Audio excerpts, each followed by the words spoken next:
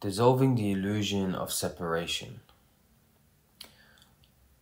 Wherever the attention lies, wherever the attention goes, if there is an attributed value to what the attention lands on, then there is a consequence to how identity is shaped, how identity will present itself to itself. So for an example, if I have a particular object, like a water bottle in my hand or a cup, if I attribute a particular value to this particular cup, if I hold this cup in high regard, if I believe in this cup, eventually what happens is I can formulate some type of identification with that cup. Therefore, reality is viewed through the lens of identification. Therefore, reality, in other words, is viewed through that cup. Now, the cup itself has a defined border, has its own edges, has its own standalone, standing out, existing. It has its own standalone sense of existence. And so because of this defined border, we can perceive a distance of the cup to any other neighboring objects that also have a defined border. And so through this distinguishment, we can say that the cup is separate to a water bottle or a remote control or any other object. Now, this is something that we fundamentally do on a deep, innate, existential level, if you like. So when there is the over-identification with the body itself, the body has a defined border, has a defined standalone sense of existence within space. This is also the case where when another body arrives within the vicinity, we can create the distinguishment that this body is separate to that body because of the borders that we have identified with. So if we see ourselves as the body, then no question will we see as everything that isn't the body separate from the body. And so when it comes to the whole sense of separate self, that illusion, the illusion of separation, looking into this, and all these talks, you've probably seen so many talks on this on YouTube and probably had conversations and read books.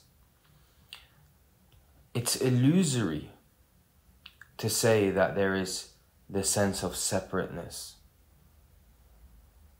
and that the truth is that there is no separation. It's illusory and it's not real, simply on the basis that when we observe the body itself that has been accumulated over time, when we observe the contents of the mind, the belief systems, the opinions, the thoughts that are also being accumulated over time, constantly changing,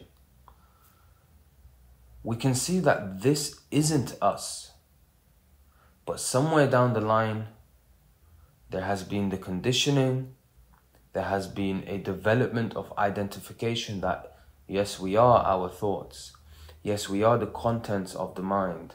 Yes, we are the body. And then even extend this further to material objects such as the car. There is this, connection or an attachment that can also be intertwined with identification, where when the car gets scratched, you feel a certain pain when the car is scratched, because this is now an extension of who you are or who you see yourself to be. And so this is now an image being developed and accumulated as a part of your identification. And the same is with a belief system. And so if I believe in a particular political ideology, a religion or something, if someone comes along and they have something bad to say, or they attack this idea, or they just simply present an opinion, it could kind of hit a nerve. It would feel like we're being attacked. It would feel like it's a personal attack on us. And so we take this defensive stance and we say, no, this and this is the case and this is what's happening. And this is taking place because of the very sense of identification that takes place and is imposed on the body, the ideas, the belief systems, the contents of the mind, and even external materialistic objects. Which, by the way, it doesn't make sense for me to say external because it's all objects.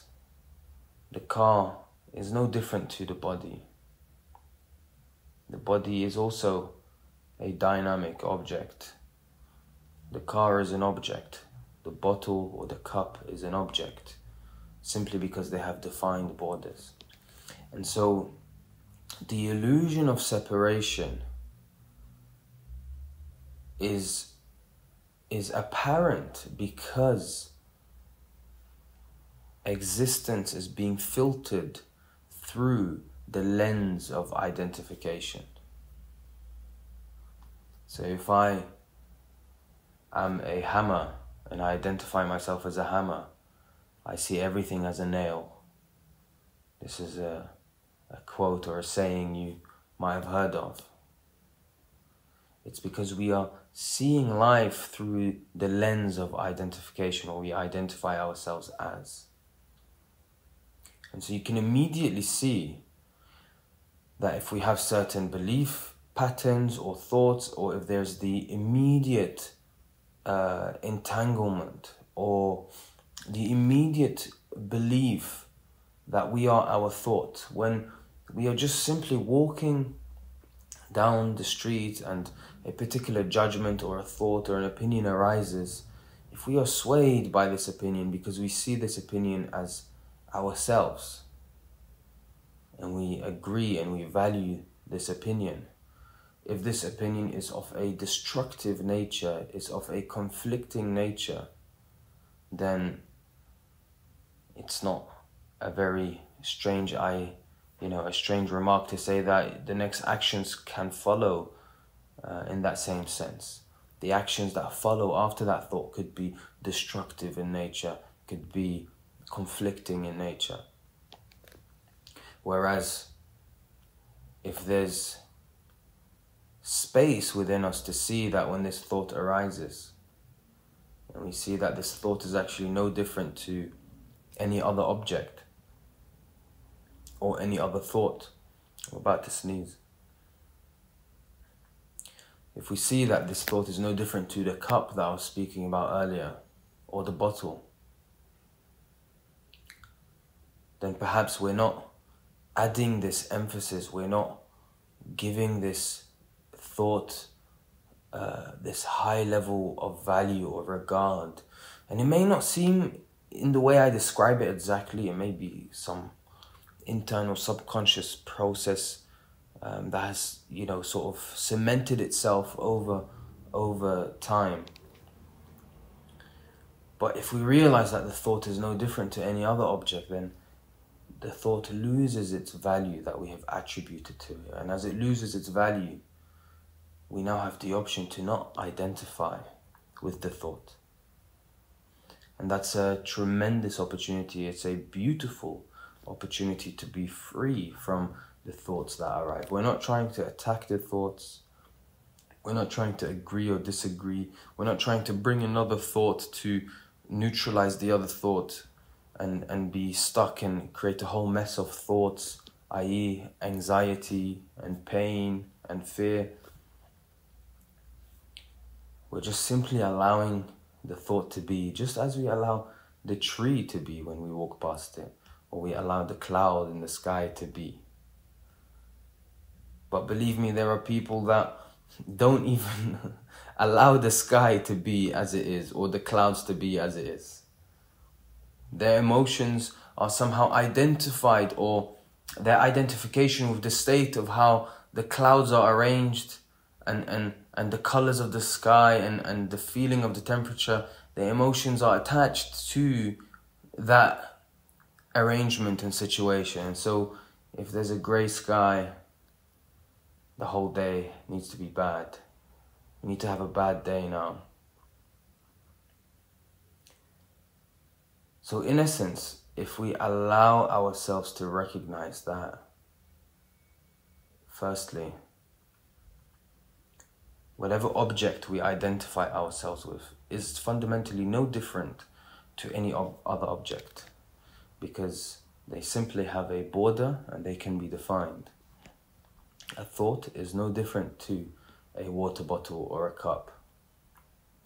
And so if we truly recognize that, we are able to loosen up the sense of identification with the things that we are deeply identified with, such as the body and the contents of the mind and the emotions and the material objects as well. If we loosen the sense of identification with all of these things and things that I may not even have mentioned, eventually what also loosens up is the illusion of separation that I mentioned earlier. Essentially stems from the over-identification to the objects. And so when that loosens up,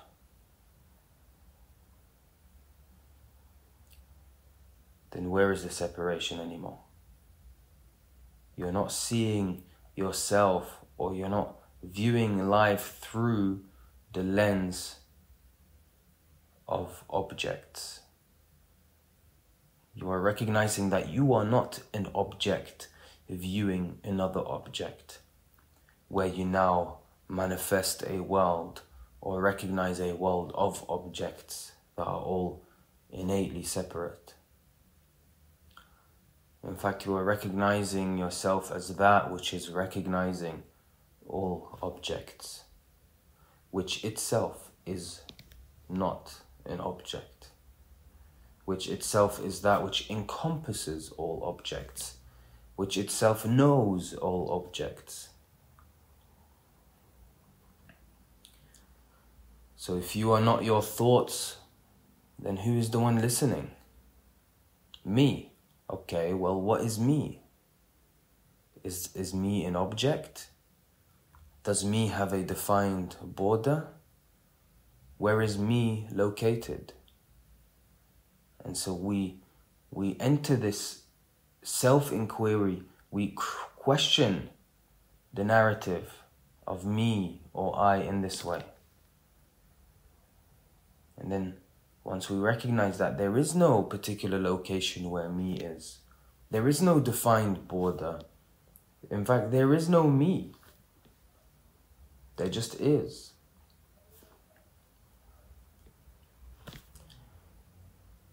The illusion of separation dissolves.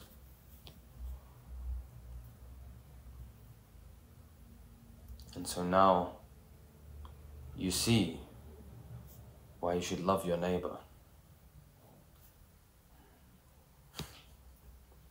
There is no difference between you and your neighbor. Okay, of course there's a difference. You can identify many different things, but we are not relying on the tool that we use to differentiate and distinguish between things to define reality. We recognize it simply as a tool.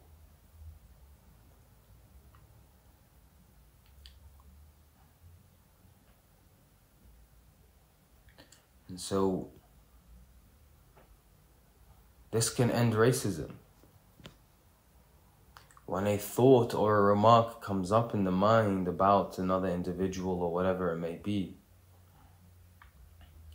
when this is observed and not identified with, eventually the thought will die and will not cement itself into a deep-rooted belief that is then perhaps deep-rooted in society, and then perhaps deep-rooted in hierarchical structures in corporations and whatever. It just all dissolves. If separation dissolves, conflict dissolves. Because conflict can only arise when there is space between A and B. But when there is no A and B, there just is. There will be no more conflict. This is an introspective endeavor.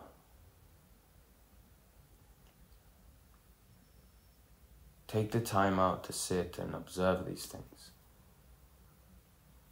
Enter this series of self-inquiry.